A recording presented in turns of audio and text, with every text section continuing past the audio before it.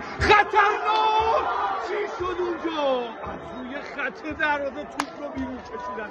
خدا رو شکر که من یک کرمانشاهی ام. سوم دفاعی بعثتی ها، ضربه سر اول رو هم کرمانی ها میزنن، رحمتی و باز هم محسن زاده، دوباره مجدمی، خود مجدمی، باز هم محسن زاده. یک نکته جالب آماری بگم راجع به آقای نظر محمدی، اینی که به عنوان بازیکن 5 بار سابقه صعود به لیگ اولین لژیونر فوتبال ایران بوده که در لیگ‌های خارجی تونسته آقای گل بشه. داور گل گرفته. تو رو خدا نکنید از این کارا با فوتبال کرمانشاه. نمیفهمم ترین صحنه ممکن. مگه به خاطر خطای شما دروازه‌بان بعثتی ها وای نستاد خود بزنه؟ حسین میزنه، خوب هم میزنه از اون فاصله